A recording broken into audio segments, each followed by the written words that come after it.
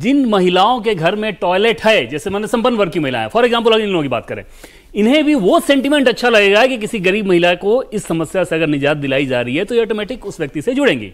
Ration दिया जा रहा है तो ये ऑटोमेटिक जुड़ेंगी। तो वो उसका आधार इतना बड़ा है। जैसे महिलाओं से मैं पूछता था जब मैं गया हूं बाहर कि वोट क्या, मोदी के दे, ऐसे करके भोजपुरी माली बोली यूपी में खाना खिलाने के लिए। तो ये राशन देना इतनी बड़ी बात है, आवास देना इतनी बड़ी बात है, आयुष्मान भारत कार्ड देना वो इतनी बड़ी बात है कि उसको अगर आप रीड नहीं कर पा रहे हो तो फिर बाकी सारी चीजें जो होती हैं, सेहत मिल जाए, घर पे छत मिल जाए, टॉयलेट मिल जाए, तो अच्छा एक तरफ इतनी सारी उपलब्धियां थी शांतनु जी, और दूसरी तरफ विपक्ष था जो ये नहीं समझ पा रहा था कि गेंद उछालनी किस तरफ है, कौन सा मुद्दा है जो जनता के बीच में लेकर जाना है।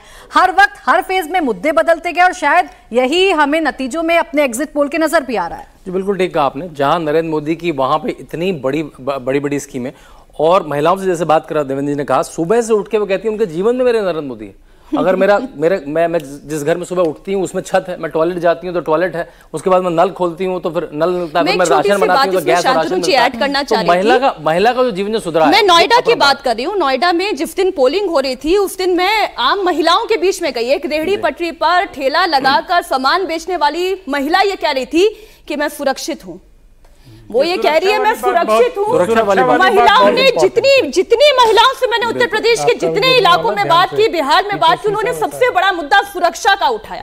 उन्होंने कहा मैं सुरक्षित हूँ, मेरा वोट तो बीजेपी को। और संविधान भी सुरक्षित है। सौरभ जी, सब वही मैं कह रहा था, संविधान, आरक्षण, सबकी सबसे ज्यादा चर्चा हुई, वोट पड़ा काम पे। अब तो यही लग रहा है। नहीं, देखिए एक टिप्पणी ये मुद्दा था, इसको डिनाई नहीं कर सकते, करना बहुत जरूरी है। देखिए ये जिस प्रकार से शुरू से हम लोग एग्जिट पोल को हर ट्यूसडे हम लोग ये करते थे, मुझे लगता है कि उसमें भावेश ने बहुत बड़ा परिवर्तन किया है और ये करीब करीब रियलिटी के तरफ जा रहा है।